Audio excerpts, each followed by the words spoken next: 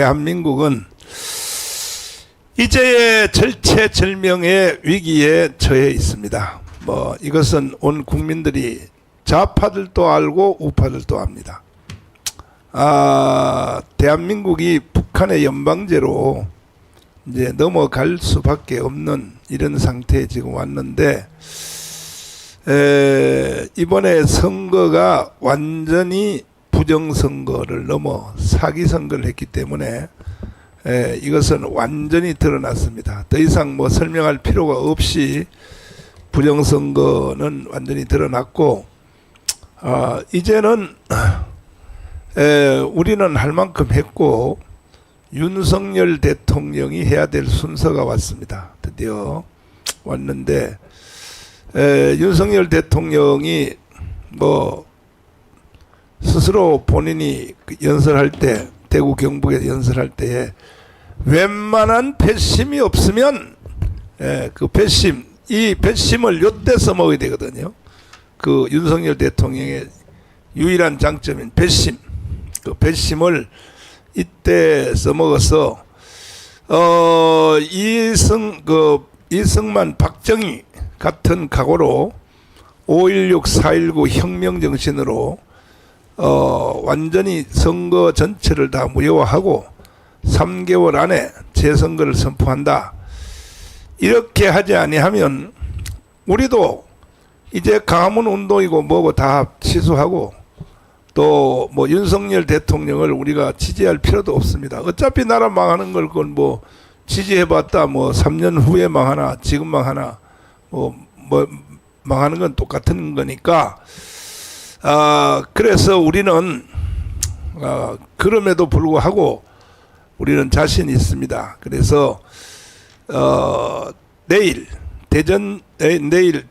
부산에서 부정선거 규탄대회를 오후에 1시에부터 부산에서 실시를 하고, 그 다음 날 목요일 날은 대구에서 야외입니다. 대구 야외에서 또 1시부터 규탄대회를 하고, 부정선거 규탄대회를 하고, 그 다음 날 금요일 날은 대전역 광장에서 규탄대회를 또 부정선거 규탄대회를 해서 4.19, 5.16으로 우리는 밀고 가려고 합니다. 이거 외에는 방법이 없어요. 다른 방법이 있으면 한번 가져와 보세요. 저한테. 이거 왜 방법이 있는가. 그래서 1차적으로 이번 주에는 경부선에서 하고 다음 주는 호남선에서 하고 해서 반드시 우리는 이 대한민국을 포기할 수 없습니다. 우리는 북한에게 넘겨줄 수 없습니다. 그래서 근본 주간은 경부선을 타기 때문에 이번 토요일 날은 수도권, 서울, 경기, 인천 수도권에서만 총동원하여 토요일 날 국민대회를 동아면서점에서 또 시행할 것입니다. 자, 이제 정말 생명을 걸어야 될 때가 왔는데, 생명을 여러분 어떻게 거느냐, 일단 소개부터 하고요. 김학성 교수님 나오셨습니다. 예, 김학성입니다. 천불이 나요? 열불 나고 네. 천불 나는 상황은 똑같습니다, 목사님 심정이. 전열환 목사님. 저는 심장이 뛰어야죠. 심장이 뛰어. 홍노경 박사님. 네. 어떻게 천불 나야 안 나? 우리 할아버지 어릴 때 가끔 천불이라는 말을 종종 썼는데, 네. 그때 이후에 이 노래를 통해 가지고 다시 생각이 나고, 네. 정말 이 대한민국에 사는 것 자체가 하루하루가 힘듭니다 지금. 그래서 일체 지금 뉴스 그런 데 노출 안 되고, 안 그러면 이게 살아갈 수가 없을 것 같아요. 그러니까 자꾸 보면은 쌍판대기를 보면은 그러니까 그 거짓 아닙니까 전부 거짓으로 점철된 이 나라의 정치 언론 그 보면은 정말로 이 나라에 살 그런 맛이 다 떨어지죠. 그러니까 죽기 살기로 이 나라를 회복을 위해서 국권 회복을 해야 되는 겁니다. 국권 회복을 위해서 우리가 이렇게 싸울 때까지 우리가 싸워보고 그렇게 하나님의 처분을 기다려야 되는 거죠. 자, 천불난다를 한번 다시 듣고 하는데 일단 원작을 먼저 듣고 그 다음에 어제 또 조나단 목사님이 이게 각색을 또 했는데 기가 막히게 했어요. 먼저는 원보를 먼저 듣고 자 들어보겠습니다. 천불납니다. 다시 한번 잘 찾아봐라.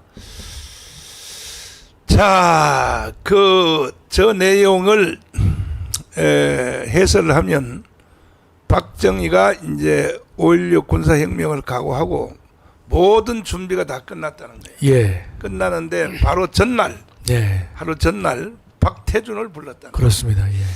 박태준을 불렀는데 이 박태준을 불러서 하는 말이 이 5.16 혁명 그 동지 명단에서 박태준을 뺐다는 거예요. 예. 박태준을 왜 뺐느냐?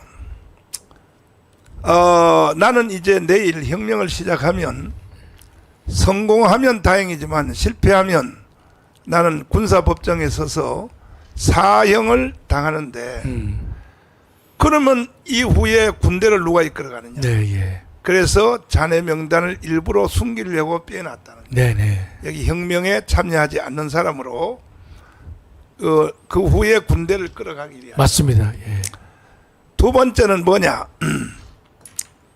참 자기 처자식을 그렇습니다. 유경수 여사와 박근혜하고 박지만 이 처자식을 내가 너한테 맡기기 위해서 이 박정희가 정신이 이렇단 말이에요. 그렇겠죠, 목사님. 네. 마지막 예컨대 일생일대에 네. 거사를 앞두고 저런 이제 비장한 얘기를 그래도 저는 이 박태준 씨한테 저런 얘기를 개인적으로 할 수 있다는 게 또 박정희 대통령도 상당히 행복한 분이에요. 제 일본에 신임하는 사람이 있다는 거죠. 그렇습니다. 예. 그래서 나중에 그 뭐 포철 이거 다 맡겼죠. 그렇습니다. 예, 예. 그러면 장로님은 내가 박태준처럼 여기서 우리 혁명 여기서 빼드릴까?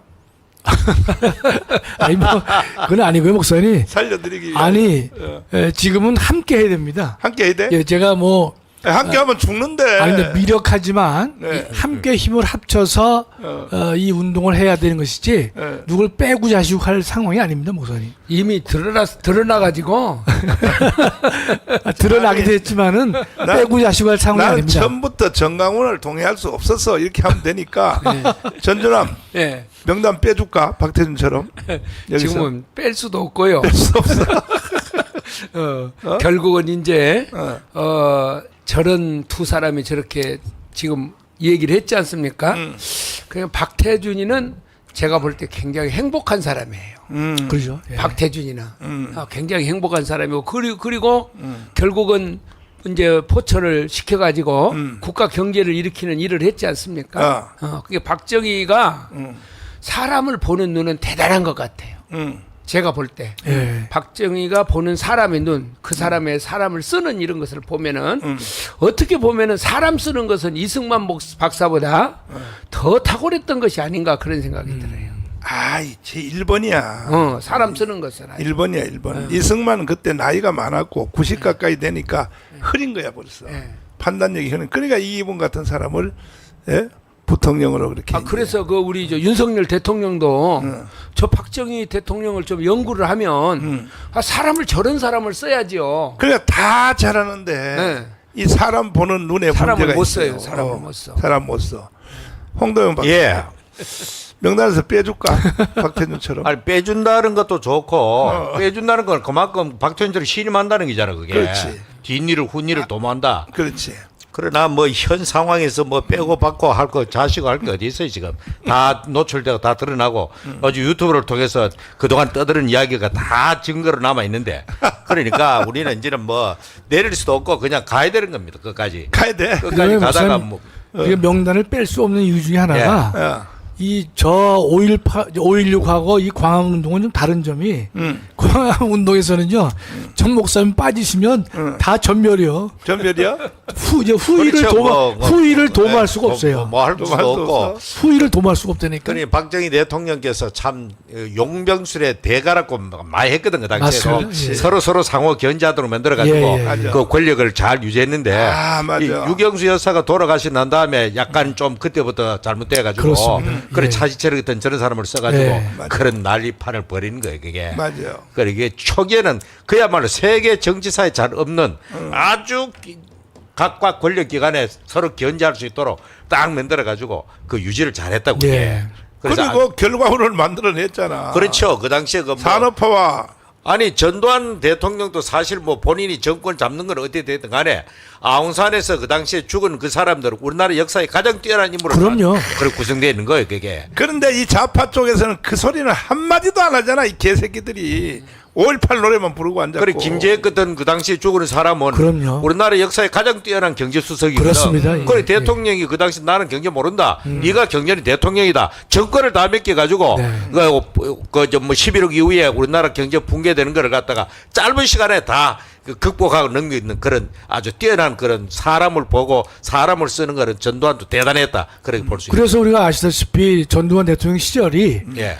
그 7년 동안 예. 대한민국의 경제가 안정됐고 성장했고 그렇습니다. 그랬죠. 적자에서 흑자로. 네. 그리고 예. 그 서민들이 지금 현재까지도 뭐 박정희 대통령 씨는 그 준비하느라 그랬지만은 가장 서민들이 정말 경제가 좋다, 살기 네. 좋다 느낀 게 바로 그 시절입니다. 그 시절입니다. 아, 맞습니다. 그때도요. 딱 그 시절입니다. 그 막 이렇게 뭐냐면 사회적으로 문제가 있는 사람들 다 잡아들이지 않았습니까? 삼천교육 때 뭐 예를 들면은 제일 그때 좋아했던 것이 뭐냐면 깡패들. 이 기자들 잡아들인 거예요. 그렇습니다. 예, 예. 예?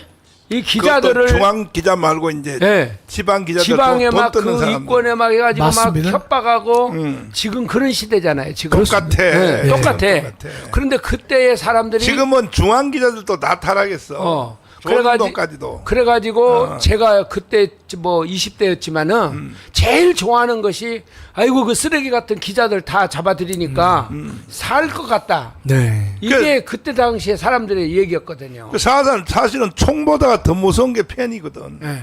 사람 죽이는 게 깔짝깔짝깔짝 써버리면 그냥 사람 한 칸에 죽어버리잖아요. 참 총보다 더 무섭죠 그게. 그렇습니다. 예. 우리 그 저 초등학교 다닐 때 그 교장 선생님이 가끔 담임 선생님이 아프면 못 나면 교장 대리로 수업을 했거든요. 그분은 맨날 세 가지를 이야기했습니다. 세 가지 무서운 게 있는데 혀끝이 무섭고 칼끝이 무섭고 그 다음에는 붓끝이 무섭다. 그 중에 제일 무서운 게 붓끝이다. 요즘 팬이거든 그게. 그러니까 우리는 그거 모르고 그게 뭐 무서워. 총이 제일 무섭지. 칼이 제일 무섭지 이랬는데 지랄하고 보니까 그게 제일 무서운 거예요 사실은. 아주 그 교장 선생님이 우리에게 그런 교육을 많이 시키더라고요. 근데 그 무서운데 그것을 이 기자들이 지금도 우리가 보면 광화문에서 그렇게 토요일 날 떠들어대고 그래도 기자들이 그 수백 명 수천 명 아닙니까? 네, 네, 예. 그런데 그 중에서 하나 올려서 누가 보도하는 사람이 없지 않습니까? 맞습니다. 그렇지. 이 거짓 언론들을 앞으로 혁명이 나가지고 다 청소해야 됩니다. 근데 그 어디 저기에서 보니까 김대중 대통령이 돼갖고요. 신문의 편집국장 이런 사람들을 45명을 이북에다 좀 초청해달라 그래가지고 평양을 데려갔잖아. 평양으로 데리고 네. 가가지고 거기서 뭔 짓이 일어나는지 우리가 상상이 안 되잖아요. 그때부터 언론이 다 무너졌어요. 완전히 무너져 버렸어요. 네. 거기서요. 완전히 무너졌어요. 북한에 대해서 그 이제 비판하지 마라 그런 거겠죠. 예. 그래서 내가 비판뿐이겠어. 그 다 그 저기 시바지 전술 다 썼겠지 또 뭐. 그래서 그 우리 김학생 교수님 네. 이거 보면은 나는 김대중이를 생각해 보면요. 요새도 맨날 뭐 노무현이 김대중이 막 이렇게 하잖아요. 나는 그 프랑카드나 이런 걸 보면 천불이 나요. 제 마음에서 예, 예. 저 사람들이 국민 속에 뭘 심어주었을까. 그러면은 김대중이가 우리 젊은 시절에 보면 4대국 안전보장론 했는데 그렇습니다. 그거 했더라면 대한민국 어떻게 됐겠어요? 예비군 폐지하자고 그랬잖아요. 그렇습니다. 대중경제 했는데 지금 생각해 보니까 그 대중경제가 사회주의 경제더라고요. 종속 이론에 따른 것이죠. 이게. 예. 사회주의 경제야. 경부선 반대했지요. 주사파를 다 심어놨지요. 햇볕 정책 했지요. 다 근데 반대야. 나는 김대중이가 한 것 중에서 한 가지도 잘한 것이 뭘까 생각을 해보면 아니, 그럼 왜 호남 사람들은 무한 공항 만든 거 있잖아. 호남 사람들은 왜 그렇게 김대중이를 뭘 잘했다고? 아, 저도 목사님 김대중한테 속았어요. 속아서 제가 한번 저 김대중을 찍기도 했고, 저는 이제 그 김대중이 대통령 됐을 텐데, 이제 이 조선일보에요. 김대중 지지하는 학자들 모임에 제가 이름을 올렸다니까요. 그랬더니만 총장이 그 당시 이제 햇병아래 교수니까 이제 총장이 이제 학장을 부른 거예요. 아, 김학승 교수가 호남 사람이야? 그러니까 아니래. 그러면 부인이 호남이냐? 아니라는 거예요. 근데 왜 거기에 이름을 올리느냐? 이제 호남 교수들이 몇 명 올라갔었어요. 예, 그러니까 이제 그 학장이 재미나게 얘기를 하신 거예요. 아이고 생긴 게 김대중하고 비슷하지 않습니까? 그 넘어갔는데 제가 이제 세월이 길게 보니까 김대중한테 제가 넘어갔고 지금 보니까 목사님 만났기 때문에 더 그 김대중을 알게 됐지만 제가 이제 박정희를 다시 한번 책을 공부를 해보니까 네. 이 김대중이가 이거 참 문제가 많은 인간이구나. 그러니까 저는 남로당에 가입했던 것은요 이렇게 생각했어요. 설마 한때는 그럴 수 있었지만 대통령 후보가 된 사람이 그럴 수는 없지 않느냐. 그렇게 했었는데요. 조금 전에 우리 전준환 목사님 말씀하신 내용 있잖아요. 이제 4대국에 의해서 안보를 지킨다. 그다음에 대중경제론, 향토 예비군 폐지. 그게요. 1971년 대통령 선거 때 김대중이가 내세운 공약이에요. 맞습니다. 그게 71년도입니다. 이야. 그렇기 때문에 그때의 김대중의 공약을 들어보면요. 사람들이 귀에 솔깃해요. 대중경제라든지 향토 예비군 폐지하자. 참. 그다음에 4대국 보장론. 그랬는데 그렇기 때문에 저는 유신헌법을 다시 보는 게요. 71년도에 김대중하고 붙어가지고 100만 표로 겨우 이겼지 않습니까? 박정희 대통령은 어떤 생각을 했냐면 4년 뒤가 되면 이 정권이 야당으로 넘어갈 것이다. 그렇지. 그러면 대한민국은 망할 것이다. 그렇지. 라고 했기 때문에 72년 말에 유신헌법을 만들게 됐더라고요. 그것도 잘한 거야. 저는 그래서 제가 유신헌법은 엄청나게 비판했거든요. 그랬는데 이런 거예요. 유신헌법 자체는 헌법적으로 문제가 있어요. 그러나 유신헌법 자체를 만들게 된 동기를 정치적으로 역사적으로 판단해 보니까 제가 비난의 강도를요 10개에서 4개로 줄였습니다. 왜냐하면 다 찬성이야. 그게 그 당시 정말로 71년도에 김대중이 그런 말을 했는데 75년도에서 정권에 넘어갔으면요 대한민국 경제 성장도 없는 것이고 더군다나 김대중이가 근데 북한하고의 관계가 깊었잖아요. 끝난 거야. 그렇으면 대한민국도 돌리기가 어려웠을 것이고 그리고 대한민국 망조가 들었을 것이다. 박정희도 또 사형당했어. 그럴 수가 있죠, 목사님. 그렇죠. 제가 김대중이를 처음 본 것이요 10대 때 예. 대전역 광장에서 그 마지막 내일 투표하는데 오늘 와서 유세를 했어요. 제가 그 자리에 가서 아멘 했겠지 뭐. 처음으로 갔거든요. 야 말을 하는데요. 그런데 진짜 사람이 혼을 뺄 정도로 말을 잘하더라고요. 말을 잘하죠. 예. 말을. 예. 근데 지금 보니까 김대중은 완전히 선동가예요. 선동. 맞습니다. 그리고 내가 두 번째로 직접 대면해가지고 동교동에 가서 같이 이야기를 한 4시간 해봤거든요. 사람 혼을 빼버려요. 말을 하면은. 네. 근데 이 사람이 했던 이런 것을 가만히 이렇게 생각해 보니까 와, 이거 완전히 좌파들이 전형적으로 써먹는 선동의 명수가 바로 이 김대중이라는 것을 내가 알게 된 거예요. 그러니까 말 잘하기는 뭐 김대중 잘하지만 우리 전광훈 목사님도 뒤지지 않게 말씀을 잘하시잖아요. 그거는 나는 그 급에 넣으면 안 되지. 나는 아니 말 잘하는 거 뭐. 인류 역사 이발하고 틀리죠. 인류 역사 2000년에 나는 기록이 되니까 인류 역사 2000년에 목사님 그거 아시죠? 향토 예비군이 언제 만들었냐면요. 김신조. 그렇죠. 김신조가 와서 대통령을 죽이려고 했을 때 그 해에 향토 예비군이 만들었다고요. 맞아. 그게 68년도인데 3년 후에 그 향토 해병을 없앤다고 하는 정책이 옳은 정책이냐 이 뜻이에요. 저는 그 당시 뭐 어려서 몰랐지만 나중에 제가 그래서 이 김대중에 대해서 이 여러 가지 공부를 해보니까 정말로 많은 국민들이 속았다.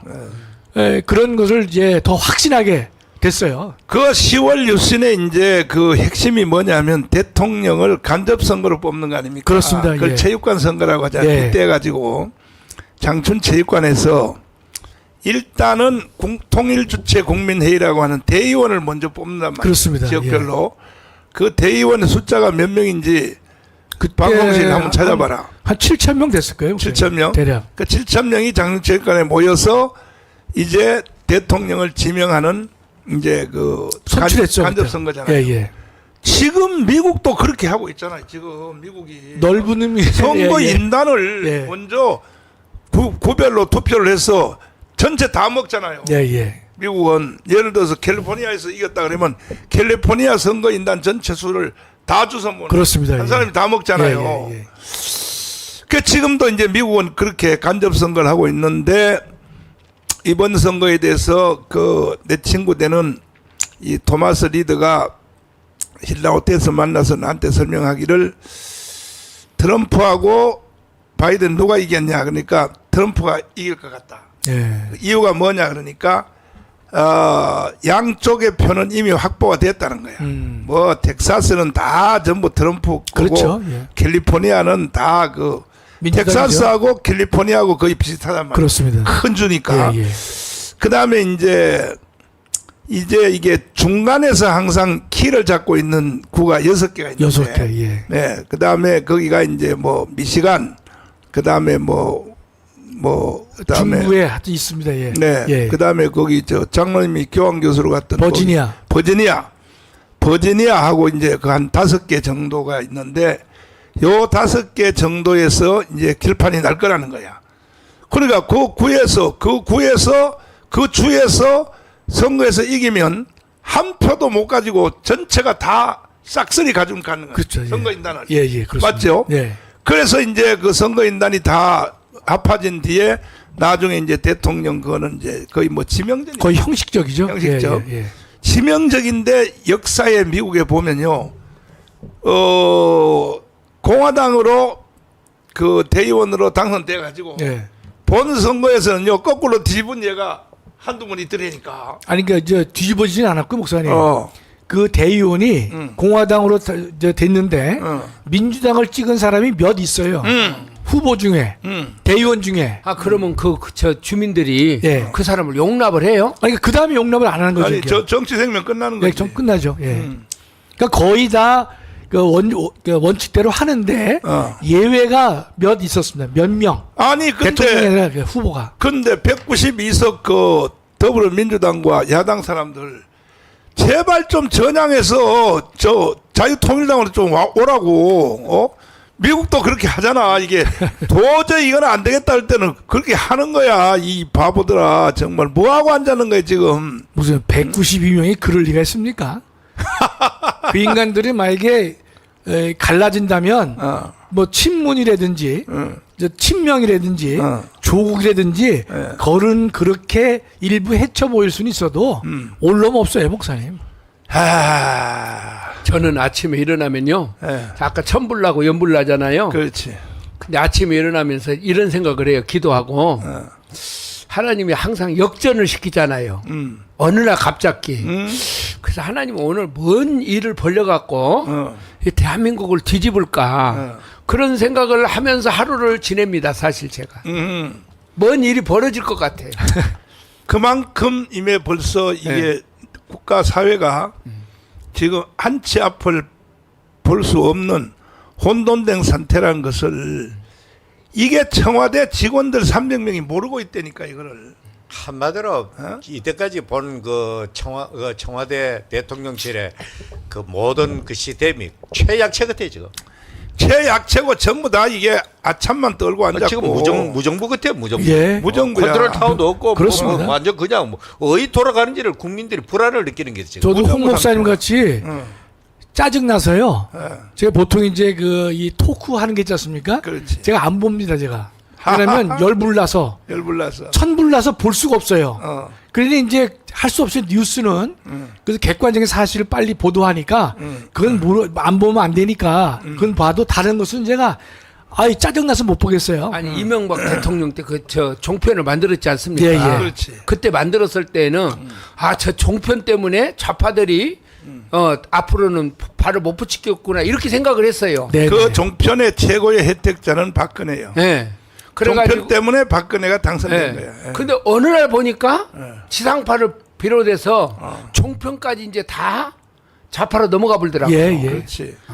그 진해가 이제 이번에 이기다 보니까 지난번에도 이기고 이번에 이기다 보니까 와서 그 패널들이 억지 주장을 할 때 그걸 듣고 앉아 있는다는 자체가 너무 짜증 나더라고요 보니까요. 그래서요, 목사님. 이 사실은 이제 호남이 변하면은 대한민국이 변한다 제가 늘 이야기를 했지 않습니까? 그렇지. 호남만 변하면은 대한민국이 변한다. 그래서 그 어제도 이제 우리 호남 지역에 있는 목사님들이나 이런 분들이 같이 사모님들이랑 같이 모여갖고 이 호남을 김대중 여기에서 구해내야 된다는 거죠.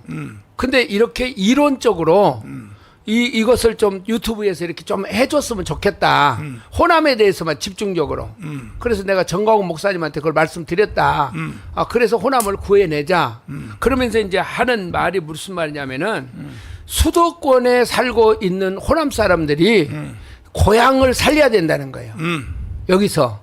그 고향을 살려야 되는데 그러면은 유대인들 또 미국에 있는 교포들이 저 유대인을 살리지 않습니까? 이스라엘을. 네. 예? 그런 것처럼 우리가 이런 것들을 준비해 가지고 호남에 있는 사람들이 뭉쳐서 고대 호남 항우회가 제일 잘 뭉친다고 하니까 뭉쳐 가지고 우리가 우리 고향을 위해서 기도하자. 목사님 나보러 좀 앞장을 서 주십시오. 그래서 내가 정광훈 목사님한테 그 보고 드렸다. 그래서 얼마든지 하라고 그런다. 그래서 불언간에 우리가 한번 기도회를 모여가지고 하여튼 어떻게 쓰든지 서울에 있는 호남 사람들이 뭉쳐서 고향을 살려내야 돼요. 자, 기도회 하기 전에 예, 일단은 그 전주남한테 예, 앞으로 전주남은 이런 방송에 오지 말고 예, 단독으로 예, 호남 방송을 오후에 와서 예, 혼자서 그 하기가 좀 못하면 예. 호남에 그또 저 그런 강력한 사람. 우파 있잖아. 예. 그 목사님들 제일 내가 소리 하나 해줄게요. 예. 지금 한교연 대표회장 있죠. 한교연 대표회장. 누구지요? 그분이 전라도인데 한교연 대표회장이 전라도인데 우리 교회 헌신 예배를 세워놨더니 하는 말이 뭐라 그러냐면 이래. 예. 이 나라가 바로 되려면 그때 김대중이를 죽여버렸어. 동해에서 그냥 바다로 내렸어야 되는 건데 그게 안 내려가지고 이렇게 이 세상이 이렇게 됐다고 그 목사님 모시고 또 다른 목사님 모시고 해서 알아본 전화에는 광주의 목소리는 어쩌는 전화 또 왔더라고. 막 아. 성질나가 못 살았기. 그분 같이 오라 그래. 그래가지고 응. 전전함이가 저 사회하면서 네. 호남 향후에 토크를 따로 방송을 나라에서 오후에 네. 하고 그 다음에 어느 정도 형성이 되면 네.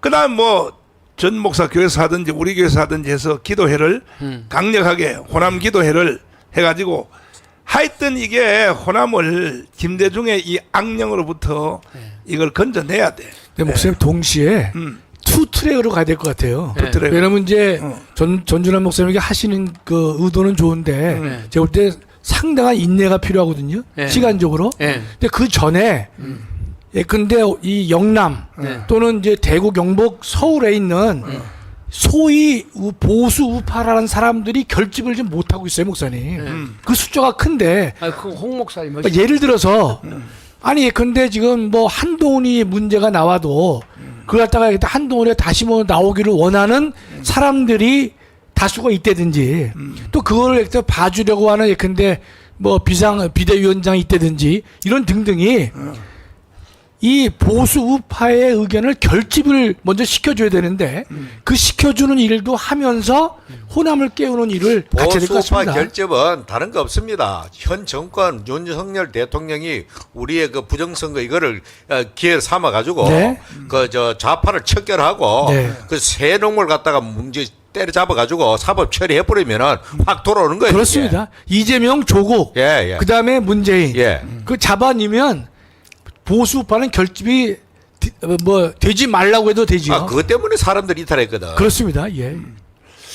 자, 일단은 이제 지금 투표할 시간이 한번 됐는데, 지금 처음 들어오신 분들 때문에, 아까 절반밖에 안 들어왔는데, 처음 들어오신 분들을 위해서 박정희의 이 유언을 다시 한번 들어보시고 투표를 한번 하겠습니다. 자, 박정희 유언을, 박정희의 유언입니다. 유언. 5.16 유언입니다. 5.16을 하기 바로 하루 전에 박태준을 불러서 유언을 한 겁니다. 유언.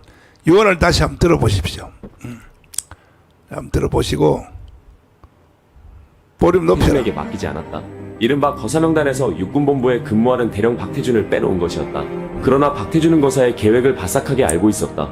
5월 18일 저녁 박정희가 비서실장과 진배 없는 박태준을 불렀다. 한숨을 돌리긴 했으나 긴장과 피로가 번복된 얼굴들이었다. 박정희가 박태준에게 의자를 권했다. 한 곱이 넘겼으니 우선 할 얘기가 있어. 박태준이 의자에 앉자 박정희가 담배를 물었다. 내가 왜 혁명동지 명단에서 자네 이름을 뺀 줄 아나? 박태준은 눈동자를 고정시켰다. 자네를 아끼고 믿기 때문이었어. 국가적인 이유와 개인적인 이유야. 국가적인 이유는 우리 계획이 중도의 실패로 돌아가면 자네라도 무사히 살아남아서 우리 육군을 제대로 이끌어 나갈 지도자가 되어야 한다는 것. 개인적인 이유는 혁명에 실패하여 내가 군사법정에서 사형 선고를 받고 형장의 이슬로 사라지게 되면 내 처자를 자네한테 부탁하려 했어. 박태준은 콧잔등이 시큰했다. 박정희가 연기 한 모금을 길게 불었다. 자, 혁명은 바로 이런 정신으로 혁명을 하는 겁니다. 투표하겠습니다. 바로 시청자 여러분들한테 나는 박정희 같이 형장의 이슬로 사라져도 좋다. 혁명을 하다가 실패했을 때 나는 형장의 이슬로 사라져도 좋다. 이것은 1번입니다. 1번. 1번이고 아니다. 박태준 같이 나를 좀 빼줬으면 좋겠다. 2번. 박태준처럼 살려줬으면 좋겠다. 2번. 자, 1번, 2번 투표 한번 하세요. 이야, 형장의 이슬로 사라져도 좋다. 1번이야. 이게 가문의 실력이야 이거. 참, 와, 좋아요, 좋아요, 좋아요, 좋아요, 좋아요. 신난다, 신난다, 신난다. 신나요? 신나. 와, 참. 계속 올려, 계속 올려, 계속 올려, 계속 올려. 이러면 이제 끝나는 거야. 이제 나라 살아나는 거야. 2번이 가끔 하나 있네, 가끔. 저 아마 90대는 할머니가 2번으로 실수를 해서 하는 것 같아. 3번도 있어, 장난치는 사람들이. 3번도. 하여튼 100명 중에 1번은, 한 명은 항상 간첩들이 들어오니까, 저 북한의 통전부에서 들어와요, 여기에. 또 4번도 왔어요. 4번 저건 북한의 통전부에서 온 거야. 4번에서 왔어요. 그리고 댓글 중에서 그것도 한 개는 꼭 보면요, 엉뚱한 씹고 나가는 놈이 있거든. 그거 다 북한의 통전부에서 오는 겁니다. 통전부에서 오는 거니까 그런 걸 보고 상처받을 필요는 없고. 자, 이렇게 되면 이제는 제1차 혁명이 바로 이승만의 혁명, 건국. 2차 혁명이 박정희의 혁명인데 이번에 3차 혁명 우리가 이기겠습니다. 드디어 이것이 확실해졌습니다. 아이고 감사드려요. 너무너무 감사드려요. 자, 이제 빨리빨리 또 연락해서 우리 오늘 10만 명으로 동시시청 10만 명으로 맞출 수 있도록 혁명 정신으로 계속해 주시고,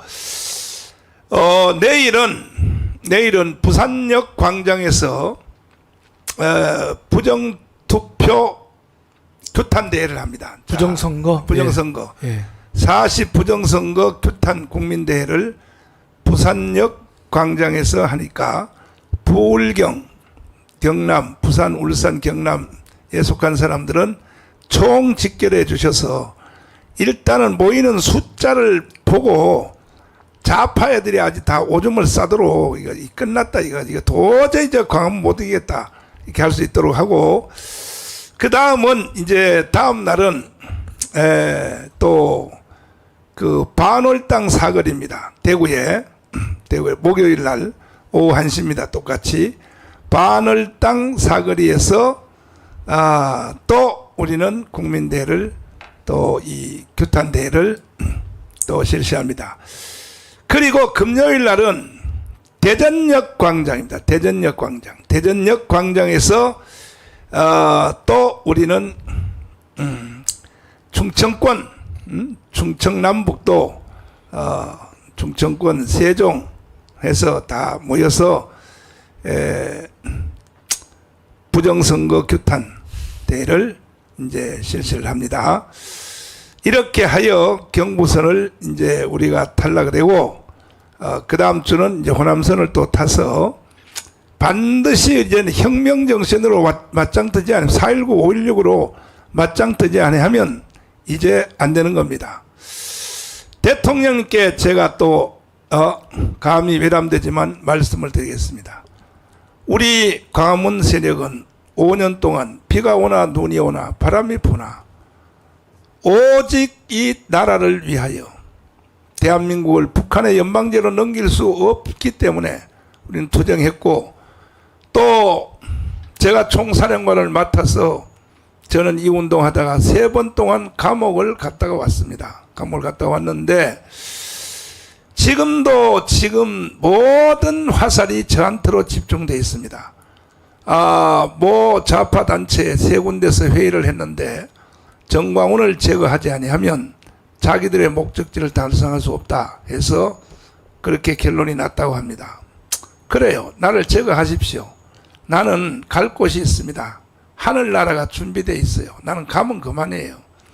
그러나 조국 대한민국 때문에 나는 갈 수는 없습니다.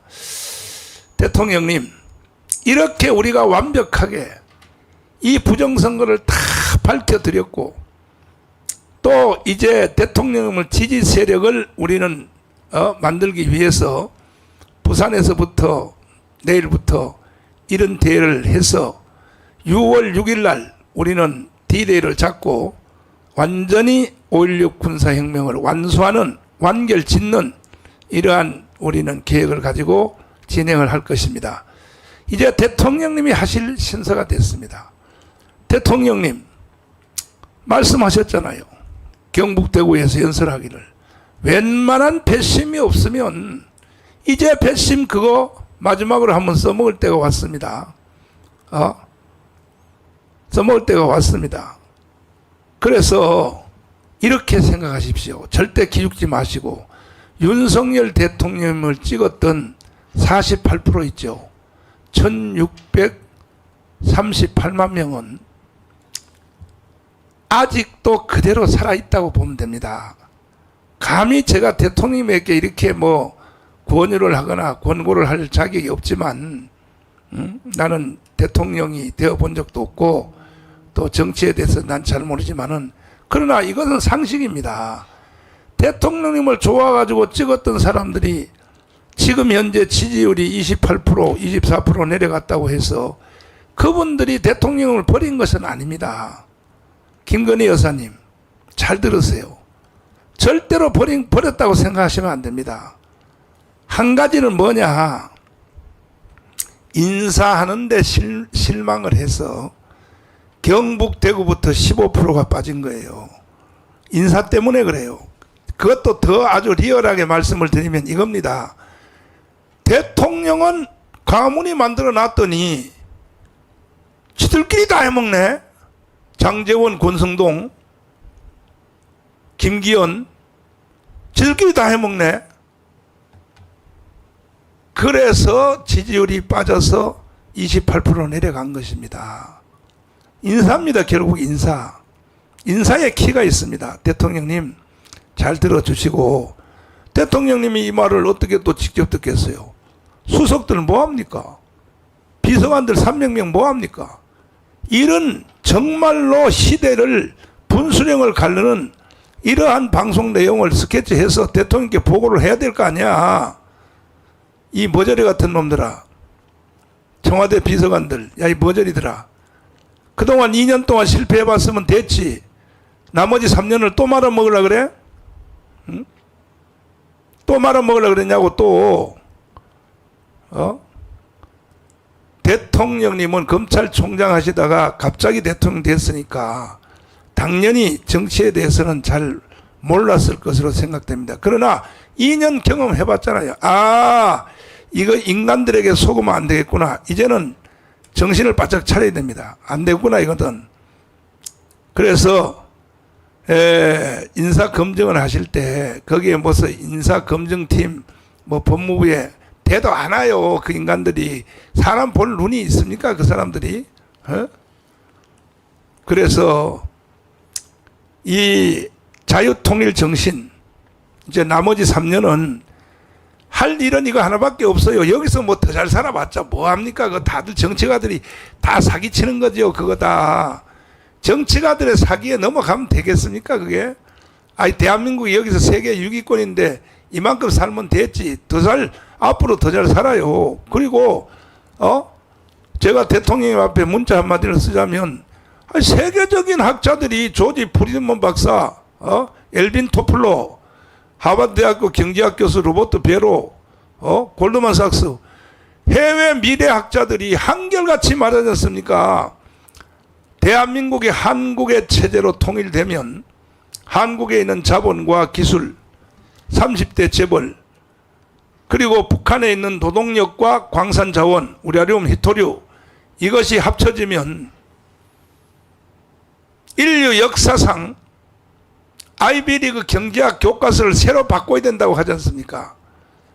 청와대 비서관님들 이거 리포트해서 좀 대통령께 보고 좀 해라고요. 어떻게 바깥에서 보는 말이야. 이 정강원 목사만도 못해.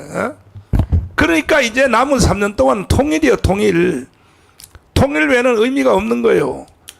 통일하면요 세계적 지도자로 딱 떠오릅니다. 세계적 지도자로.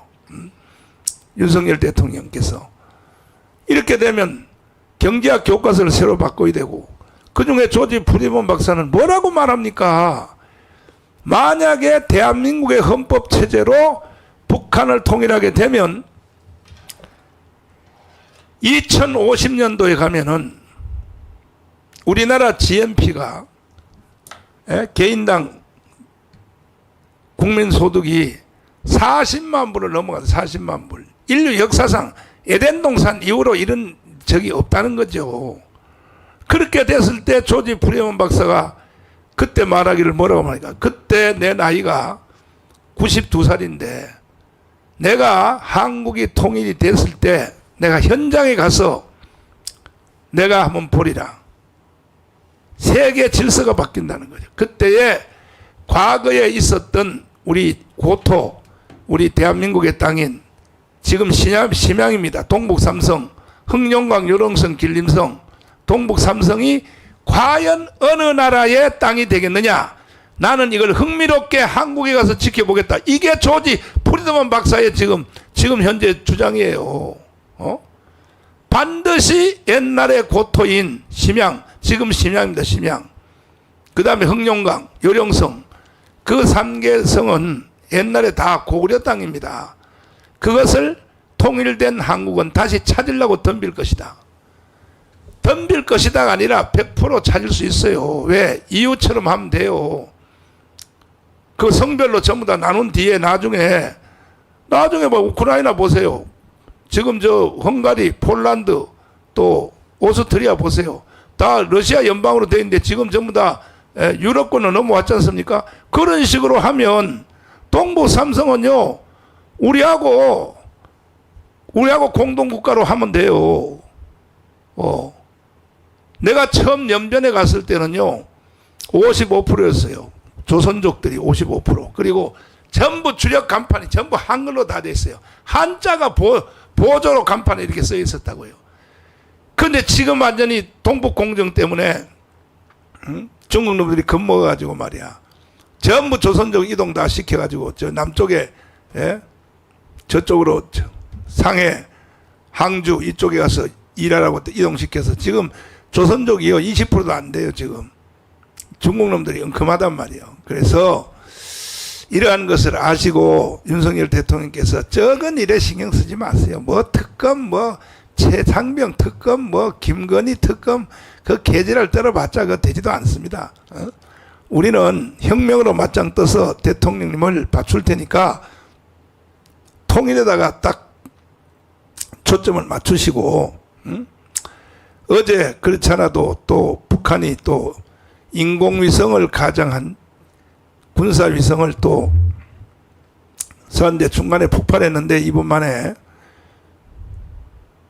이제 하여튼 북한이 무슨 불장난을 이제 할 가능성이 있습니다. 할 때에 바로 통일의 기회를 삼아 주시기를 바라고, 일단은 뭐 그것만 바라보고 있을 수 없으니까 우리를 보시고 우리 광화문을 보시고 다시 한번 우리 저 조나단 노래 다시 한번 들려드릴 테니까 대통령님 들으시고 힘을 내세요. 이걸 보시면 얼마든지 우리 이길 수 있습니다. 좌파 겁내지 마세요. 192석 제가 아무것도 아닙니다. 다 쓰레기들입니다. 이미 벌써 그 안에서도 내분이 또 일어났어요. 조국이하고 또 이재명하고 또 싸움이 붙었습니다. 정치가들은 다 쓰레기들입니다. 쓰레기들. 그래서 윤석열 대통령이 많은 사람도 없는 거예요. 우리가 괜히 아참해서 하는 말이 아니라. 자, 다시 한번 들어봐. 힘 안 납니까? 조금 전에 투표하는 거 보셨죠? 대통령님을 위하여 죽을 사람, 생명을 내걸 사람이 수만 명이 지금 여기 투표에 들어오지 않습니까? 이런 단체가 어디 있습니까? 근데 왜 기죽어요? 기죽을 필요 없습니다. 어제도 17개 정당이 조국 정당, 그 다음에 또 뭐야, 더불어민주당에다가 또 정의당, 녹색당 7개 정당이 서울역에서 집회를 했는데 7개 정당이 총동원했어요. 했는데 2,000명도 안 모였어요. 2,000명도. 예. 그런데 이 경찰들, 이 개자식들이요, 전 차선을 다 막았다고요. 맞습니다. 예. 전 차선을. 예. 우리는요, 차선 막아달라고 그렇게 말을 해도 안 막아주고. 안 들어줘요. 예. 그러니까 이 경찰 이놈들이요, 뭔 생각하냐면 이미 정권이 넘어간 걸로 착각하는 거야. 그러니까 윤석열 괜히 줄 서봤자 덕 볼 거 없다. 예. 벌써부터 그 공무원들이, 특히 이제 경찰들이 네. 정부에 민감하니까 이 정부에 대해서는 필요 최소한만 하고 보험을 들어야 놔야 되겠다. 그런 생각을 경찰들이 하고 있기 때문에 우리는 목사님 민노총은 1m 거리를 두고 앉잖아요. 네. 우리는 바짝바짝 붙어 앉잖아요. 걔들은 가로 세로 1m야. 예. 예. 우리는 그럼에도 불구하고 한 명의 부상자도 나지 않는 그렇죠. 그러한 이제 우리 집회인데도 불구하고 정말 잘못하면 이 사상자가 날 수도 있는 집회거든요. 그렇죠. 하도 붙어 앉아가지고 그렇음에도 불구하고 그 차선을 열어주지 않는 태도가 참 도저히 이 상식적으로 이해가 되지 않습니다. 우리 토요일 날 그 집회한 거 드론 영상 한번 보여주세요. 비교가 안 돼요. 서울역에 그 7개 정당이 총 직결 다 했다고. 거기 당원들이 뭐 2천만이면 뭐해. 안 한다는 거 다 아는 거야 벌써. 좌파를 찍었던 사람들도 다 아는 거야. 좌파 다 찍은 것도 아니고 다 사기쳤지만은. 그런데 그 자식들이 뭐를 왜곡했노 하면은 몇 년 전에 우리 자유우파가 강원에서 했는 거 엄청나게 많이 모인 인파 그걸 마치 이번에 최상병 특검 항의하는 그 데모 서울역에서 조금 모이는 그걸 갖다가 과거에 우리가 했는 걸 그걸 띄워가지고 세상에. 그런 식으로 우리 사기를 치더라고 개새끼들이. 정말 아이고 진짜 한마디로 쓰레기 중에 쓰레기 개새끼들이. 아니 지난 토요일 날 우리 저 국민대회 한번 보세요. 이거 영상, 드론 영상 한번 보세요. 들어봐요.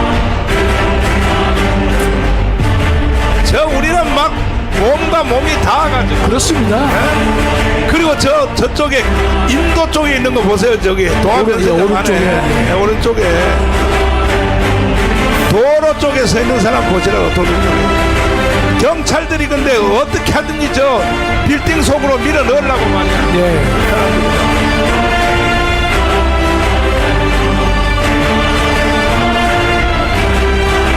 저게 두 칸만 목사님 옆으로 틀어줘도 그렇지. 두 칸만 해도 좋거든요. 맞아요.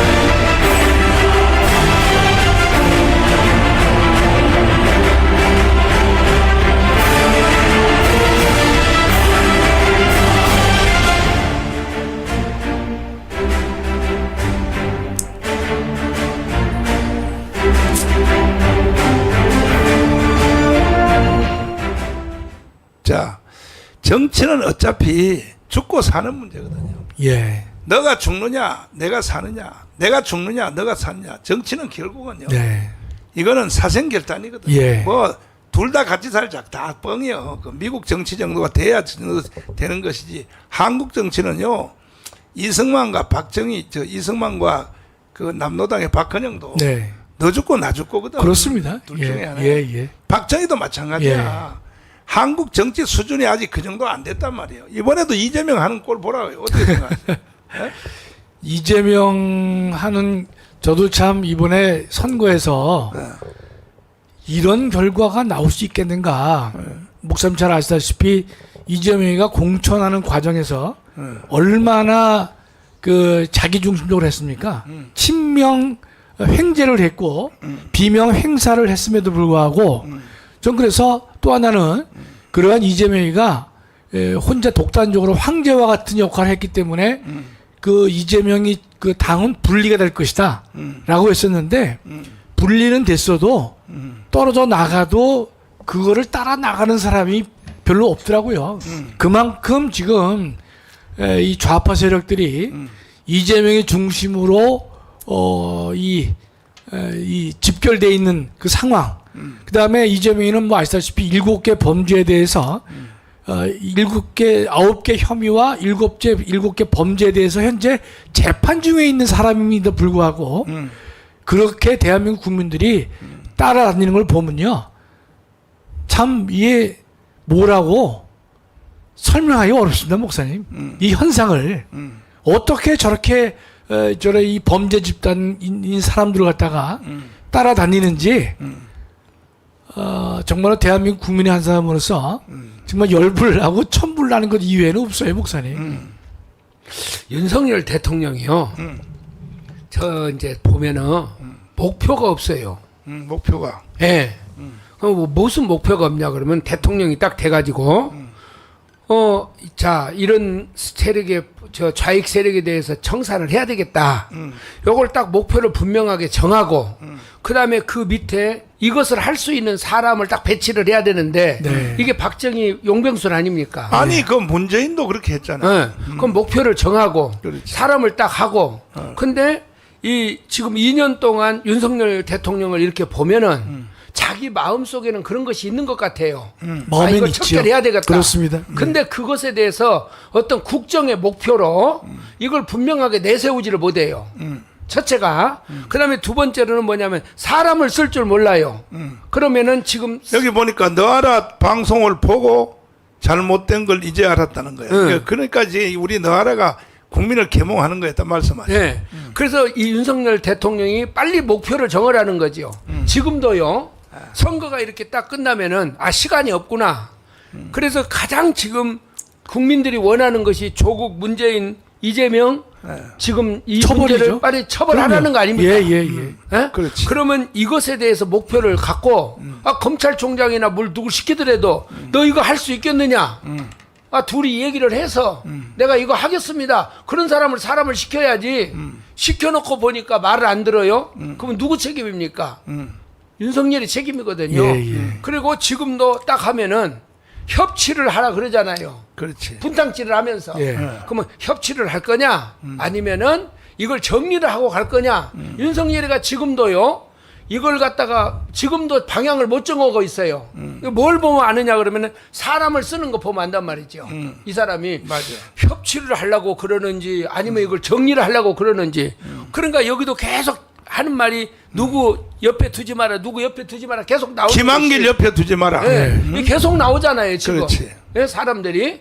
그러니까 윤석열 대통령이 김한길 빨리 쳐내라. 지도자로서 협치를 할 것 같으면 그리 가버리고 아니면은 이것을 정리를 해야 되겠다. 그러면 그쪽으로 가서 이 보수 우파들이 그쪽으로 집결할 수 있도록 최소한도로 48%는 집결해야 줘야 되거든요. 네. 그거 하라고 윤석열을 대통령을 뽑아줬는데 윤석열은 지금 2년을 지금 허송세월을 해버린 거예요. 그렇죠. 그래서 저는 정광훈 목사님이 자꾸 그 한동훈이에 대해서 처음에 나올 때 얘기했지 않습니까? 그래. 그 뭐 윤석열 대통령이 지금이라도 빨리 이 문제를 정리해서 목표를 정하라는 거죠. 그리고 거기다가 사람을 갖다가 배치를 하고 그거 안 하면요.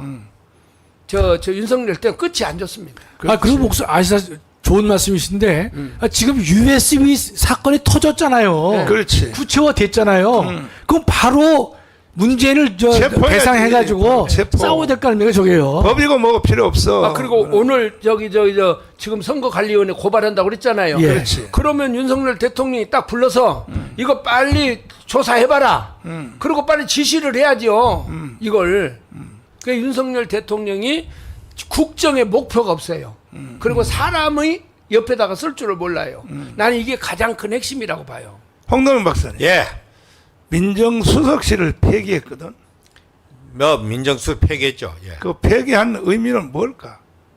왜 글쎄 민정수석실? 뭐 과거에 민정수석실이 해가지고 권력이 남용된다 이런 이미지가 있으니까 자기는 좀 더 차별화한다고 그렇게 했겠지만은 결국 있을 건 있어야 제대로 작동하는 거죠. 맞습니다. 사실상 그 문재인 같은 사람이 아까 박정희 이승만이 자기 이념에 충실했고 문재인은 충실한 거예요. 그쪽에 좀 화끈하게 하자마자 그 위원회 조직해가지고 혁명하듯이 다 조직잖아요. 그게 그럼요. 자유파를 갖다 완전히 괴멸시키잖아요. 그 예, 사람들이. 예. 그런데 이 사람은 그 잡아가지고 그 잘못된 것을 시정하라고 우리 자유파가 참 여러 가지로 윤석열이 감정 안 좋은 사람 많았잖아요. 박근혜 예. 탄핵 과정에. 그렇지. 그럼에도 불구하고 이 광화문에서 뛰어 올려가지고 할 수 없다. 저 사람 아니고는 안 되겠다. 눈치껏 감고 그래도 한번 기대해보자. 이래가지고 밀어줬는데 역시나 돼버는 거예요 이게. 그러니까 지금 현재 실망한 대다수 정통 보수파가 떠난 거예요. 정통 네, 보수파가. 기가 막혀. 그러니까 이걸 지금이라도 회복하려고 하면 빨리 그 원래 돌아가야 돼요. 원래 자기를 밀어주고 지지해주고 이렇게 성원해준 그 사람들의 마음을 얻어야 이 회복되는 거지. 어디 좌파들한테 마음을 얻으려고 합니까 그게. 예. 중도도 안 되고요. 그렇습니다. 자기를 밀어준 48%의 그 사람들의 마음을 좀 시원하게 하라 이 말입니다. 그거부터. 예, 그러면 지금이라도 돌아와요. 그럼요. 저러고 남은 지금 현재 뭐 이렇게 문재인의 아들 딸 여러 가지 문제가 막 터지잖아요. 예. 뭐 한두 가지 앞으로 들시려면요 네. 상상할 수 있는 일이 많이 벌어진다고 그렇죠. 봅니다. 그렇지. 모조리 그냥 때려잡아가지고 법정 최고위로 다 쳐야 되는 거죠. 다. 그러니까 저희가 이 문재인한테 배울 게 있어요, 목사님. 그 인간이 적폐청산한 거, 맞아. 그 방법을 그대로 우리가 그렇죠. 해야 되는 거예요. 그렇게 신적배 맞아. 청산하는 게 그럼요. 신적배 청산. 맞아. 원정 회복이에요, 원정 회복. 그래봐야. 문재인은요. 예. 한번 떨어졌잖아요. 예. 그러면서 4년 동안 일을 갈면서 준비했어요. 일을 갈았지. 그렇죠. 근데 윤석열이는 준비를 안 한 거예요. 대통령이 되면서. 아무런 준비가 없이 어느 날 갑자기 대통령이 되니까 사람이 검찰에서 일했던 사람밖에 없잖아요. 네. 그러니까 이런 문제에 대해서 윤석열 대통령이 분명히 목표를 정하고 사람을 쓰고 저 사람들은요. 이재명이나 조국이나 윤석열 이 사람들은 문재인이나 이 사람들은 어떻게 해서든 자기 리더자를 내세워요. 아니 그렇게 범죄자인 조국을 내세워서 조국 혁신당 그러잖아요. 예. 이재명이를 내세워.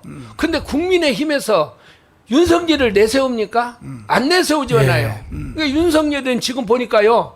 국민의힘에서도 지금 공중에 떠버렸어. 맞아요? 공중에 떠 있는 사람이야. 혼자 있어요, 혼자. 혼자. 예. 그렇게 하면은 윤석열을 지지했던 보수 우파 세력들을 모아야 될 거 아닙니까? 그렇습니다. 그렇지. 예. 근데 왜 그것을 모으지 않고 이리 갔다 저리 갔다 협치를 할까 무엇을 할까 그러면서 왜 본연의 보수 사람들이 원했던 것을 하지 않느냐 그 네. 말이에요. 제가 얘기하는 거죠. 아니 그 제일 핵심이 문재인을 저건 법이고 뭐고 필요 없어. 바로 현장 체포를 해야 돼. 왜? USB 사건. 아니 USB 사건을 이걸 김정은이한테 넘겼는데 에? 이거는 간첩이거든요. 완전 간첩. 저거는. 아니 그리고- 한국 국가 비밀을 갖다가 자기 국민들에게 그 공개해도 그건 다 처벌 대상이잖아요. 그렇지. 그런데 주적한테 넘겨줬는데 이거 그 뭐 알면서도 가만히 있다. 그러니까 말이죠. 나라가 도대체 어찌 된 겁니까 이게 도대체가 이게. 그 이거 사실 이 과정을 다시 때가 말씀드리면 여기 너라 시청자들은 잘 알지만 다시 한 말씀을 드리면 내가 3번 구속됐잖아요. 됐는데 판사님이 나한테 물어요. 다른 죄 뭐 그게 그 뭐 76가지인데 그 모든 내란 선동 혐의, 집시법 위반, 선거법 위반, 명예훼손 뭐 경주 사건, 그다음에 뭐 구리에서 발언한 거, 그다음에 또 뭐 왜 황교안을 편들었느냐, 또 뭐 강화문에서 발언한 거, 하여튼 사건이요 76개. 이런 6개인데 제일 핵심이 뭐냐면 현역 대통령을 왜 간첩이라고 했느냐. 이게 이제 제일 큰 거야. 큰 죄. 그래서 허선화 판사님이 물었어. 현역 대통령을 왜 간첩이라고 하느냐. 그래서 내가 대답하기를 이건 내가 대답할 문제가 아닙니다. 이거는 문재인이가 USB를 김정은한테 넘겼는데 그 USB 내용 안에 보면 자기가 스스로 간첩이란 것이 그 안에 다 있습니다. 그러니까 판사님이 재판은 여기까지 하고 청와대한테 USB를 제출하라 그랬어요. 못하는 거야. 또 하라 그랬어요. 못하는 거야. 세 번째 또 하라 그랬어요. 못하는 거야. 그러니까 그냥 전체를 다 무죄를 때려서 내가 내가 그 12월 30일 날 내가 완전 무죄로 석방이 된 겁니다. 이런 6개 혐의로. 거기는 김대중에 대해서도 있어요. 또 김대중을 내가 남노당이라 했다 해가지고 그것도 고발 사건에 또 들어가 있었다고. 남노당이 아니에요? 남노당인데 남노당이 그 누가 날 고발했냐면요. 저 김원근이가 아들이 고발했어요. 우리 아버지는 남노당이었는데 남노당이라고. 그 김대중이 말이에요. 그 저 미국에서 나왔다는 그 13조인가요? 그래. 그것을 그렇게까지 했는데 왜 그걸 수사 안 합니까? 그러게 말이야. 아니 예를 들어서 윤석열이가 그 짓을 했다면은 정광석과 같이 수사해 볼 겁니다. 그래서 내가 나온 뒤에 이 USB가 과연 어디 있느냐 하고 국가기록보존소한테 소장한테 질의를 했어요. 우리 구조화 변호사님이 했더니 거기는 들어온 적이 없다는 거야. 그러면 대통령 임기 중에 있었던 모든 사건은 국가기록보존소에 넣어놓고 30년 후에 공개하게 돼 있는데 그거 안 넣은 것만 해도 그건 위법 아닙니까? 범죄죠. 문제니까. 범죄죠. 그런데 그러면 어디 있느냐? 그랬더니 보니까 이인영 통일부 장관 거기서 각 부처에서부터 다 수집해가지고 원자력발전소 설계도 뭐 다 해서 만들어서 그걸 이제 넘겨줬다. 그래서 지금 통일부가 바뀌었으니까 우리 문재인 정부로 바뀌었으니까 우리 통일부 장관한테 질의를 했어요. 그렇죠. 예, USB 내용을 공개하라. 예. 그랬더니 국가 기밀 사항이 너무 심각하므로 공개할 수 없다. 네. 이래서 우리가 행정소송을 했거든요. 예. 구조화 변호사님이 행정소송을 했더니 또 판사들이 USB 내용을 제출하라니까 못한다. 우리 정부가 못한다는 거예요. 예. 우리 정부가 우리 통일부 장관이 못한다 하니까 그러면 우리 판사들이 통일부에 직접 가서 한번 보겠다 내용을. 그렇습니다. 그 판사 3명이 갔잖아요. 예. 가서 그 내용을 다 봤다고. 다 열람했죠. 예, 판사들이. 보고 와서 어제 지난 며칠 전에 판정을 내렸어요. 예. 뭐라고 냈냐? 이거는 너무 국가 기밀 사항이 심각한 것이 맞다 이거야. 예. 그래서 공개를 못하는 것이 맞다고 판정을 내렸어요. 예. 그러면 아니 일반 국민들이 알아서 안 될 내용을 김정은이한테 넘기면 돼요? 말도 아. 우리가 예. 말문이 막힌다는 게 바로 이런 상황이죠, 목사님. 참 기가 막혀. 그러면 그런데 이런 상황이 되면 예. 바로 이 문제를 처벌할 수 있도록 해야 될 거 아닙니까, 목사님? 그렇죠. 전면전으로. 그렇죠. 그러니까 우리가 다 우리 목사님들이 말씀하셨지만은 보수파가 실망한 건 뭐냐? 윤석열이가 예컨대 정말 이 문제를 정확히 해결해 줄 것이다라고 믿고 맡겼는데 그 일을 제대로 안 했기 때문에 정말 실망을 많이 한 거 아니겠습니까? 자, 그럼 첫째 USB 있죠, 목사님? 서해 공무원 월북 사건을 갖다가 그렇지. 문재인이가 보고를 받고 한 것임에도 불구하고 국가안보실장 선서 끊었어요. 근데 뭐 최상병 사건에 대해서 윤석열 대통령이 경로했다고 그걸 가지고 특검하자고 그러죠. 그러니까요. 특검을 누가 해야 되는 거예요 도대체가. 아니 그다음에 귀순 오브 있지 않습니까? 그 강제 북송시켰잖아요. 그렇지, 그렇지. 그것도 국가안보실장 선서 끊어버렸어요. 이야, 이원석이가. 기가 막히네. 그러면 대통령이 그거는 경로해야죠, 경로. 그렇죠. 최고 책임자가 문재인이가 그 관여했을 터인데 왜 국가안보실장으로 끊었냐 말이죠. 제가 그때부터 보면서 야, 이 윤석열 정권이 문재인의 적폐 수사만큼 제대로 미치지 못한다. 실망했죠 사실 그때요. 뭐 미치지 못하는 게 아니고 전혀 없는 거죠. 없어요 혹시 맞아요? 반국가 세력 규정했으면은 그 반국가 세력을 향해 가지고 구체 행동이 나가지고 그렇습니다. 그래 전혀는 그렇잖아요. 내가 못 쏘면 내가 죽잖아요. 그렇지. 내가 죽는데 지금 당하고 있는 거예요 지금 현재. 맞아요. 예. 내가 먼저 쏴버렸으면 안 죽는데 저 반대로 그쪽을 하는데 지금 총알을 맞고 있는 거예요 지금.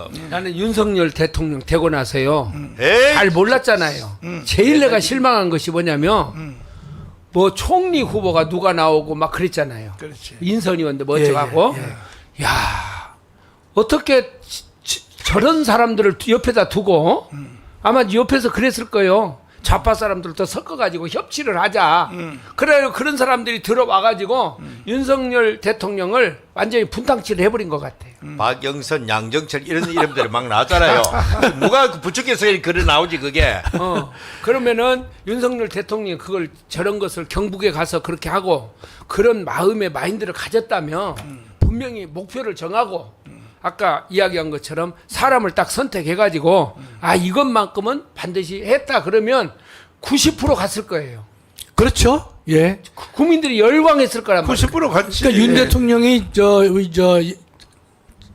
반국가 세력 얘기했지 않습니까? 그렇죠. 자유총연맹에서 맞아. 그 다음날 민주당이 국힘한테 뭐라고 그랬냐면요. 그 우리가 반국가 세력이냐라고 반문했어요. 국민의힘이 답을 안 해, 답을. 니네다 말이지 이런 말을 안 하니까. 그걸 몰라서 네? 물어 이렇게 해야지. 그래가지고 싸워야 되는데 그게 일반론적으로 얘기를 했다고 국민의힘이 그렇게 답변했어요. 에라이 그래서 내가 야 니네 그따위로 하려면 다 때려쳐라 말이지. 그렇죠. 그러니까 지금 윤석열 대통령은 각오가 아직까지도 분명해요. 한데 이게 옆에 있는 보좌관들 있잖아요. 300명 가까이 이 용산에 있는 이것들은요 그냥 5년 동안 좋은 직장 잡은 거야. 그래서 그냥 살살 해서 너무 세게 하면 안 됩니다. 절대로 극우로 가면 안 됩니다. 요렇게 살살 해가지고 윤석열 대통령 두고 보세요. 대통령 임기 딱 끝나면 바로 깜빵입니다. 이재명을 사람을 보면 안 됩니다. 아직도 이재명이 눈에 안 보이십니까? 그러니까 대통령이 깜빵을 가든지 조국 그 다음에 문재인 또 이재명이가 깜빵 가든지 둘 중에 하나요. 이게 완전히요. 이거는 완전히 그래서 이 사실을 여기에 대한 최고의 주범이 나는 여기도 댓글도 계속 올라오지만은 김한길이라고 보는 거야. 난 이 주범이 뭐 협치를 하라, 뭐 충돌하지 마라, 뭐 김한길이 난 김한길 이 국민들이 더 잘 알잖아요. 뭐 댓글에 봐요. 다 김한길이라고 그러잖아요. 다 김한길. 김한길 때문에 2년 동안 망한 거야. 사실은 전부 다 인사 임명한 거 이것이 다 망했는데 이제 시간이 없어요. 이제 3년밖에 시간 없어요. 이제 3년도 안 남았어요 지금. 그러니까 여기서 결단을 내려야 되는 거야. 윤석열 대통령이. 뭐 윤석열 대통령이 아까 박정희 대통령처럼 완전히 죽냐 사냐 하는 그런 결단을 하시든지 아니면 박근혜처럼 깜빵을 또 가서 또 뭐 종신형을 받든지 각오를 해야 돼요. 결단을 해야 됩니다. 정치는 교수는 교수 일을 하고 정치인들은 확고부동한 어떤 신념을 가진 정치인들이 정치를 해야지 뭐 하다가 정치를 딱 하게 되니까 이게 목표도 없고 사람도 없고 윤석열 대통령이 이제 2년 동안 학습했으니까 빨리 했으면 좋겠어요. 제가 목사님 하나 최상병 사건 때문에 대통령이 경로했다 그러는데 그 경로란 말 때문에 자꾸만 이제 국민의힘이 움츠리는데요. 목사님 이 상황을 좀 말씀드릴게요. 아니 경로를 해야지 그러면. 아니 왜 경로가 문제가 없는가 하면요. 지금 이제 이 최상병 사건은 이제 두 개인데요. 하나는 그러니까 이 군대 내에서 사망 사고가 있잖아요. 그렇지. 그때 요거는 경찰이 수사하도록 했습니다. 이것도 잘못된 거예요. 잘못된 건데 문재인이가 고친 거예요. 이야. 경찰에서 하라고.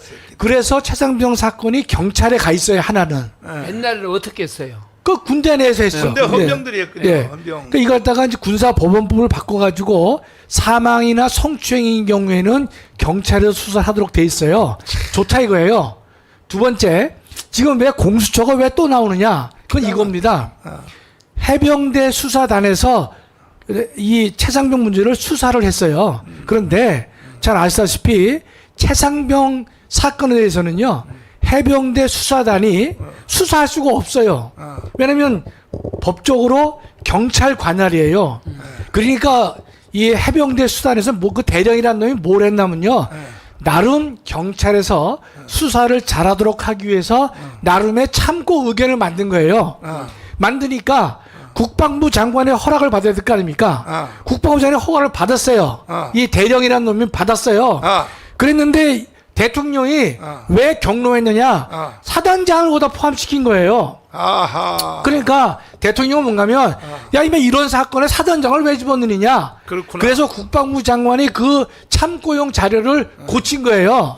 그러면 이게 뭐가 잘못됐냐 말이죠. 참 기가 지금 언론이나 뭘 보면요, 대통령이 경로했다는 걸 자꾸 숨기고 있어요. 참 숨길 필요가 없어요. 왜냐하면 해병대 수사단이 독립된 수사 권한이 있을 때에는 일종의 외압이라고 볼 수 있어요. 그러나 수사 권한이 없어요. 그러니까 경찰에게 보내주는 참고용 자료를 만드는 과정에서 대통령이 상당히 경로할 수 있죠. 예를 들어서 이거예요, 목사님.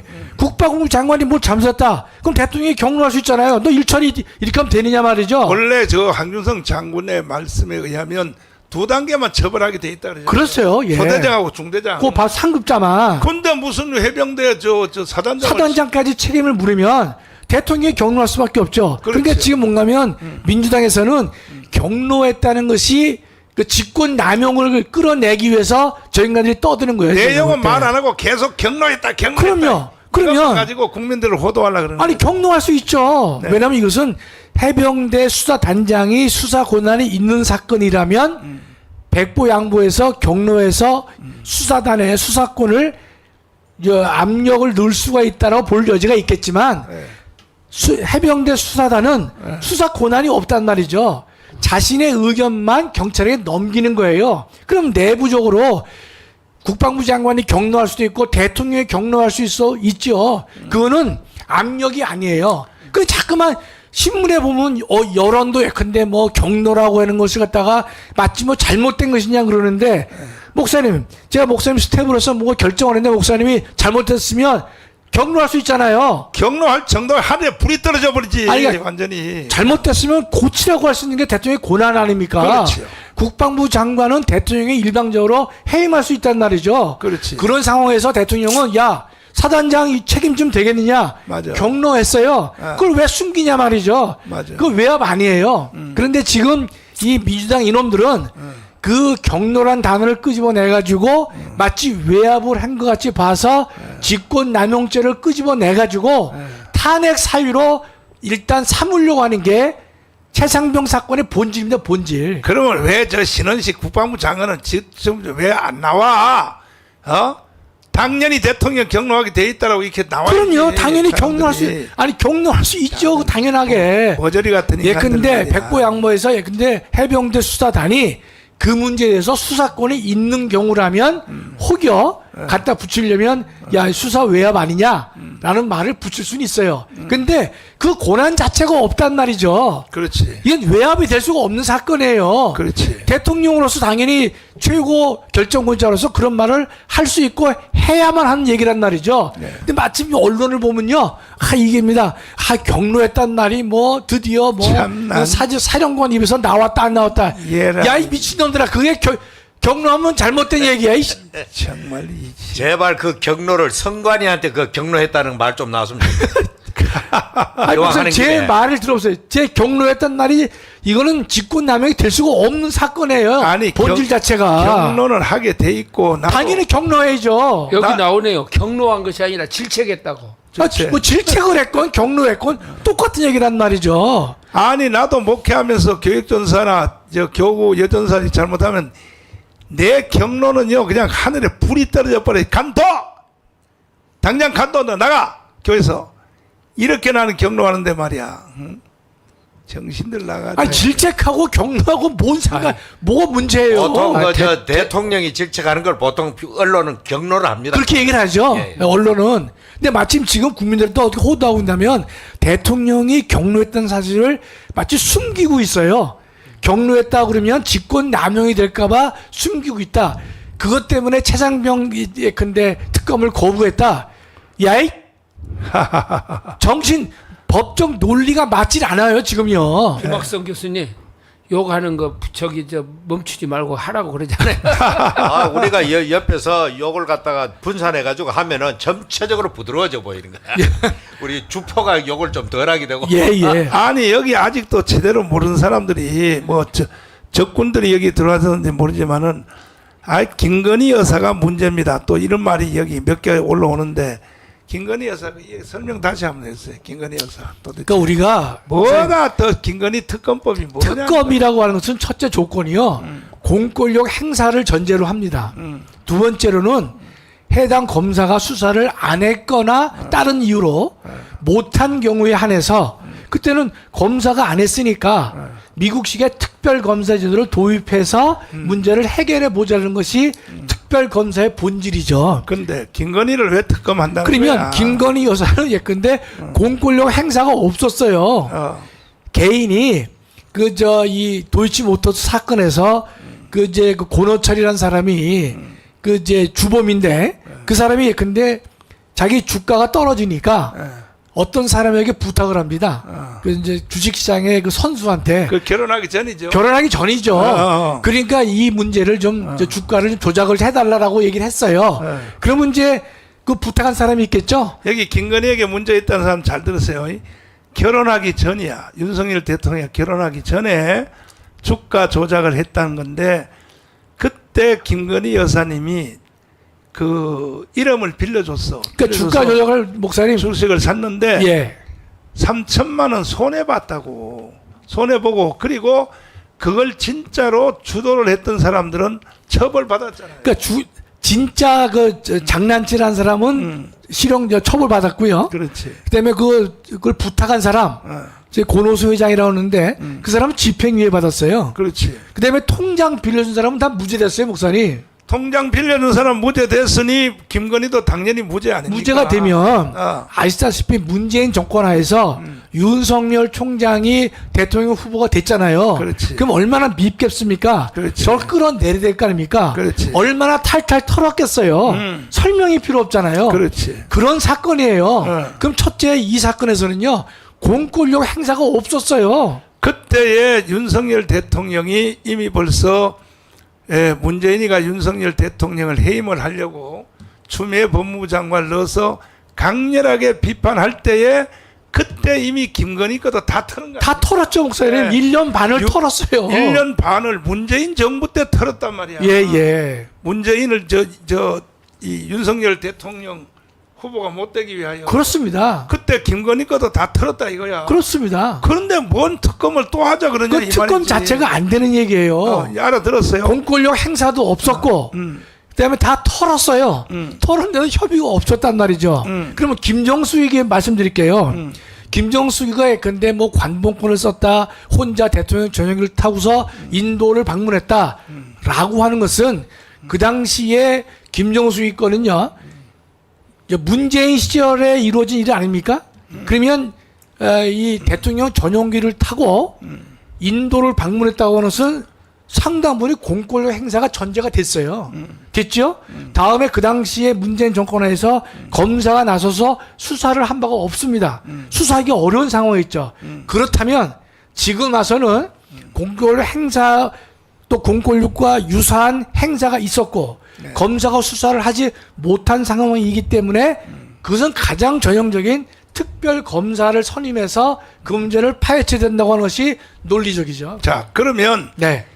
윤석열 대통령이 벌써 후회를 하고 저 좌파들도 인간인지라 민정수석을 없애도 그냥 대화로만 해도 되겠다. 이렇게 너무 순한 거야. 그러니까 저 인간들을 인간으로 봤기 때문에 그래요, 목사님. 인간으로 봤기 때문에. 예, 그렇습니다. 근데 이게 2년 해보니까 이 인간이 아니고. 인간도 아니죠. 그래서 민정수석실 부활했잖아요. 예. 그러면 대통령 영부인이 원래 가지고 있는 기구가 제2부속실 아닙니까? 예, 예.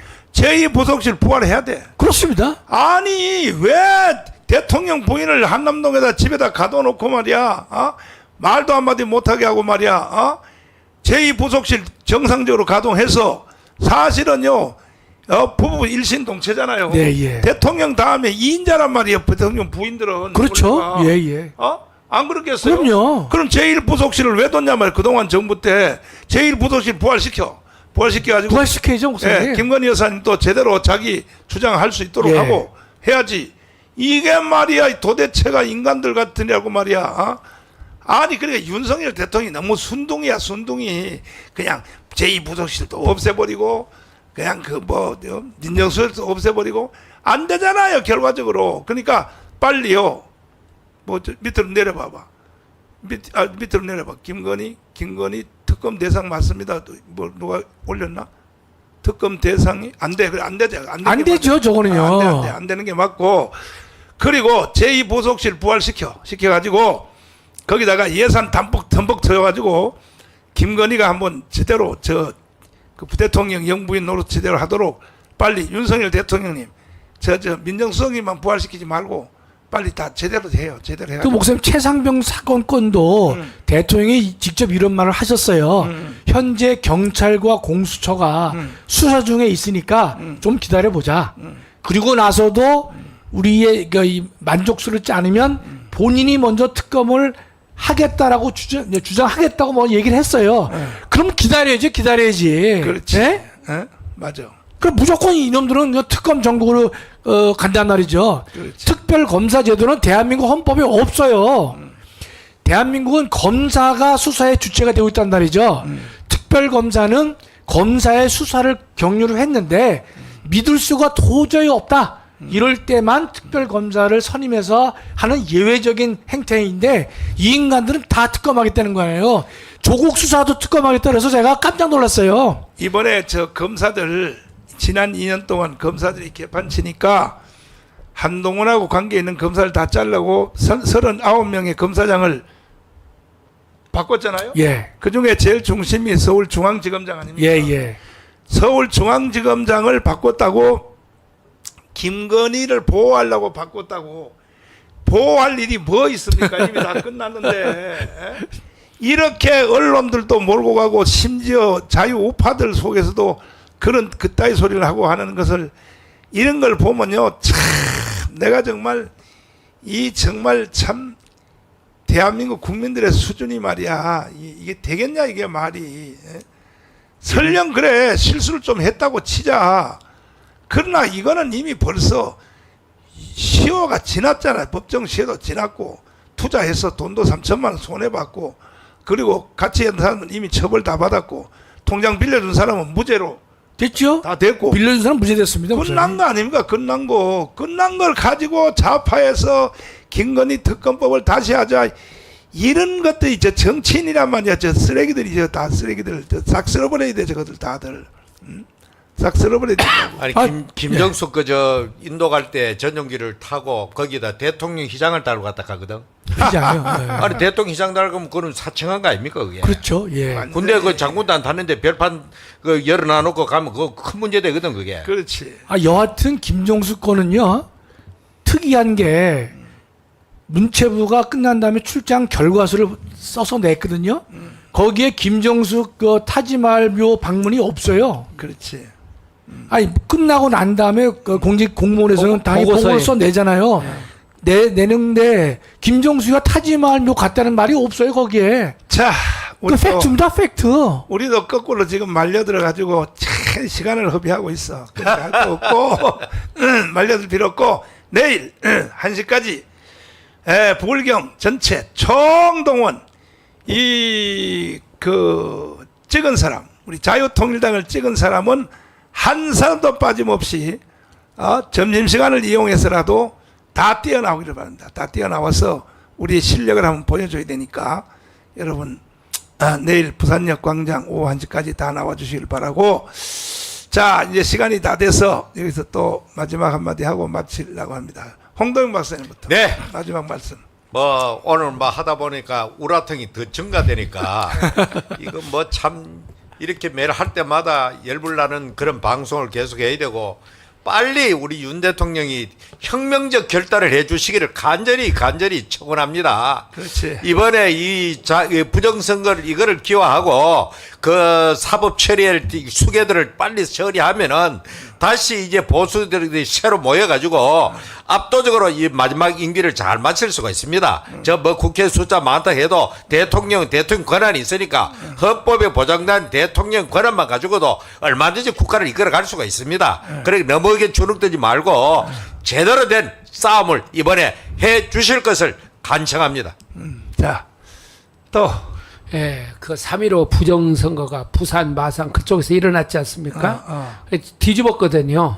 그런데 그때보다 더 심한 지금 부정선거가 일어났어요. 그렇지. 예, 그때보다. 맞아. 예, 부산 분들이 화끈하게 이번에 저 부산역전에 같이 모여가지고 소리를 질러야 됩니다. 맞아. 그러니까 내일 다 부울경에 계신 분들은 다 동원해가지고 거기서 소리를 질러서 서울까지 상륙할 수 있도록 그렇게 해주시기를 바랍니다. 자, 또 예, 우리가 저 장학일 목사님께서 말씀해 주셨지만 부산 같은 경우에 다른 데도 이제 조사를 하겠습니다만 0표 나왔다고 한 지역에서 9표 나왔습니다. 그 지역에서 사전선거에서 40표가 나왔거든요. 맞아. 근데 0표가 된 거예요. 우리 저 자통당 지지 세력들은 이 사전선거보다는 당일 투표를 더 선호하는 세력입니다. 그렇지. 그럼에도 불구하고 0표가 나왔어요. 참. 받아들일 수 없죠. 한 표 나온 지역은 32표까지 확인이 됐고 10표는 20표, 3표는 7표까지 나왔습니다. 그러면 우리가 지금의 대한민국 정서는요. 선거가 끝난 다음에 더군다나 자유통일당을 지지했다는 사람들이 적극적으로 나서기 어려운 분위기입니다. 그럼에도 불구하고 목숨을 걸고 나와가지고 객관적 진실을 얘기하고 있거든요. 그렇다면 이와 같은 부정선거가 있었다는 사실을 우리 국민들이 그대로 넘어갈 수는 없지 않느냐. 또 하나 익산 지역에서는 우리 자통당 지역구 후보가 있었는데요. 그렇지. 2천 몇백 표를 얻었습니다. 맞아. 그런데 그 정당에 던져진 표는 그 수보다 훨씬 적어요. 900표 정도. 900표. 900표. 그러면 이게 다른 지역도 아니고 호남 지역입니다. 그 어려운 지역에서 참. 지역구 후보로 나온 사람이 2,600표를 얻었으면 적어도 정당 득표는 2,600보다는 더 나와야 된다고 하는 것이 건전한 상식적인 생각인데 더 다 적어요. 전국에 더 적습니다. 11개 저 지역이 다 그래. 자, 그렇다면 우리가 그 마지막에 6% 지지를 받았거든요. 그렇지. 그럼 180만 표입니다. 180만 표인데 지금 우리가 64만 표밖에 얻지 못했거든요.